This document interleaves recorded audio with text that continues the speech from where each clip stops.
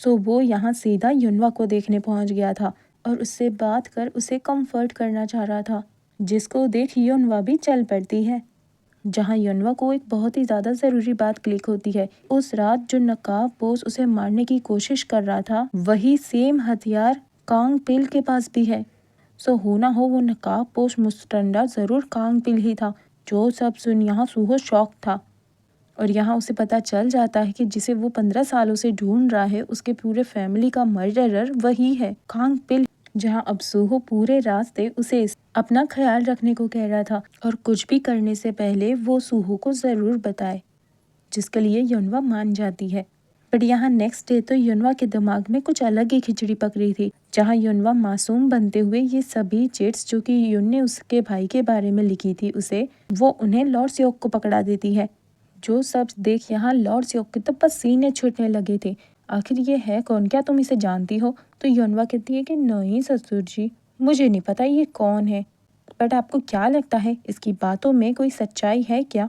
जो सब सुन यहाँ ससुर जी तो बहुत ही ज्यादा बौखला जाते हैं और कहते हैं ये सब कुछ बकवास है, ये ना जरूर कोई तुम्हारे साथ प्रैंक कर रहा है और अगर आगे भी ऐसा कुछ हो ना तो मुझे जरूर बता देना, मैं हूं ना, मैं सब संभाल लूंगा। बट यहाँ युनवा उनकी बातों में नहीं फंसने वाली थी और ये चाल तो स्पेशली उसने इन्हें फंसाने को ही बनाया है।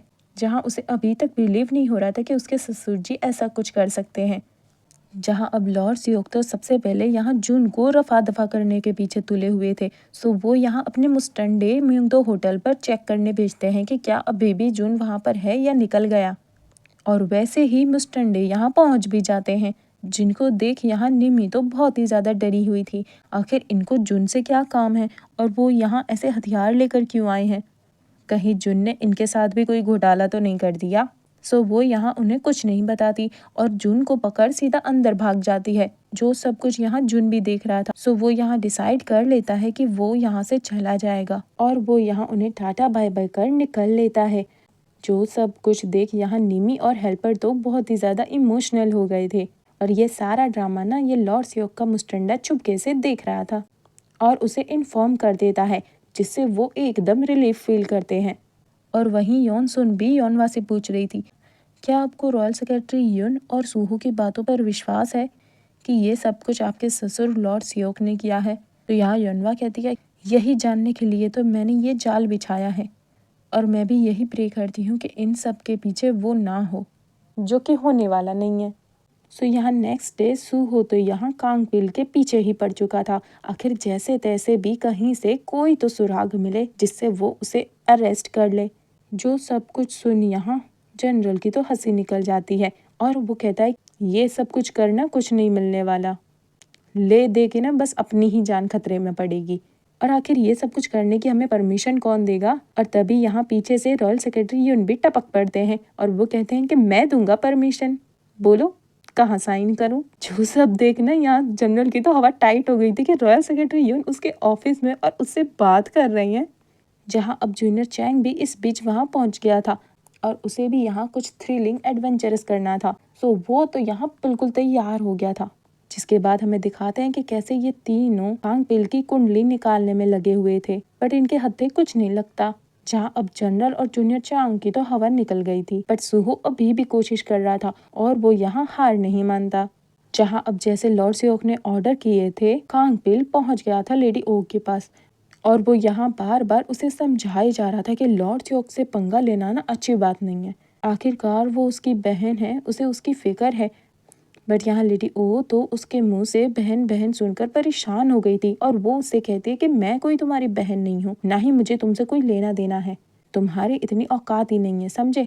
जो सब कुछ सुन यहाँ कांग पिल का तो माथा घूम जाता है और वो यहाँ खुश होते हुए कहता है, अच्छा हुआ, मैं तो यहाँ गिल्टी फील कर रहा था, बट तुमने तो मुझे मेरे गिल्ट से आज़ाद कर दिया। आखिर जब तुम मेरी बहन ही नहीं हो, मैं तुम्हारा भाई ही नहीं हूँ, तो फिर तुम्हें मारने में कैसी शर्म। और वो उसे सॉरी करता है। जो सब सुन यहाँ लेडी ओ तो शॉक थी और यहाँ दूसरी तरफ ससुर जी तो बहुत ही ज्यादा टेंशन में थे। कहीं उनका 15 साल पहले वाला क्राइम उनके गले का फंदा ना बन जाए, क्योंकि यहाँ जून, लेडी ओ और योनवा तीनों ही उसके लिए खतरे की घंटी का काम कर रही थी। सो उन्होंने यहाँ सबसे पहले जून को बाहर भेज दिया है और सेकेंडली उन्होंने लेडी ओ का मैटर कांग पिल के हवाले कर दिया है। जो कि अभी लगा है नहीं लगा ये बाद में पता चलेगा। और थर्ड है युनवा, ताकि उनका झूठ कभी सामने ही ना आए।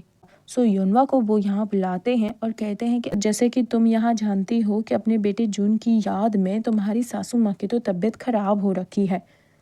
सो मैं चाहता हूँ कि अगले 3 सालों के लिए तुम मेरे बेटे की ग्रेव पर जाकर उसके लिए शोक प्रार्थना करो, और इसके लिए तुम्हें कल के कल ही निकलना होगा। जो सब सुन यहाँ युनवा शौक थी। ससुर जी अचानक से उसे यहाँ से रफा दफा क्यों कर रहे हैं? आखिरकार जब से ससुर जी को उसने वो लेटर वाली बात बताई है, तब से ससुर जी यहाँ सस्पिशियसली एक्ट कर रहे हैं, और अब तो वो यहाँ युनवा को रफा दफा करने पर तुले हुए हैं। सो वो यहाँ कहीं ना कहीं कंफर्म हो जाती है कि ज़रूर उसके ससुर जी का कोई ना कोई हाथ तो ज़रूर है। सो वो यहाँ बहाना बनाती है कि यहाँ पर तो अभी सासू माँ भी नहीं है, सो मैं ऐसे कैसे उनसे बिना मिले जा सकती हूँ। तो यहाँ ससुर जी कहते हैं, अरे इसकी कोई ज़रूरत नहीं है, मैं उसे सब समझा दूंगा, सब बता दूंगा, और इससे ना उसे बहुत ही ज़्यादा खुशी होगी। तुम बस अपना पेटी पैक करो और कल के कल यहाँ से तुम्हारे निकलने का मैं बंदोबस्त कर देता हूँ, तो तुम तैयार रहना। सो यहाँ युनवा की तो बोलती बंद हो जाती है कि अब वो क्या करे। सो क्या लगता है यहाँ कांग पिल अपनी सिस्टर लेडी ओ का काम तमाम कर देगा? ये देखेंगे नेक्स्ट पार्ट में। बट जाने से पहले स्पेशल एपिसोड सुनते जाओ, जहाँ हमें दिखाते हैं कि जब योनवा जाने लगी थी तभी यहाँ सुहो बस उसी को देखे जा रहा था और उसे अपना ध्यान रखने को कह रहा था। जो सब कुछ सुन यहाँ योनवा बहुत ही ज़्यादा खुश होने लगी थी कि आखिर कोई तो है जिसे उसकी फिक्र है, और वो यहाँ उसे लेकर अपनी सीक्रेट प्लेस भी दिखाती है कि ये जगह हमारे लिए मैसेंजर का काम करेगी। तुम्हें जब भी कुछ भी कहना हो तुम यहाँ पर लिखकर छोड़ देना, मैं उसे देख लूँगी।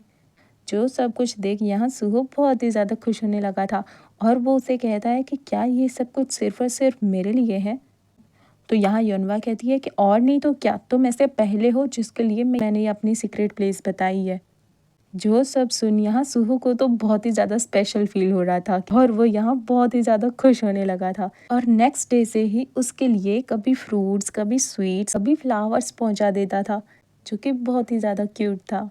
जो सब कुछ देख योनवा बहुत ही ज़्यादा खुश होने लगी थी, जो कि सच में बहुत रोमांटिक लग रहा था। और ये दोनों ऐसे ही एक दूसरे की तरफ खींचे जा रहे थे, जिनका इन दोनों को ही अंदाज़ा नहीं है, और बहुत ही ज़्यादा खुश थे। सो मिलते हैं नेक्स्ट वीडियो में, तब तक के लिए मेरा वेट कीजिएगा और कमेंट में नेक्स्ट पार्ट ज़रूर से लिखना, और लगे हाथों ना लाइक, कमेंट, शेयर और सब्सक्राइब तो स्पेशली करके जाना। Thanks for watching.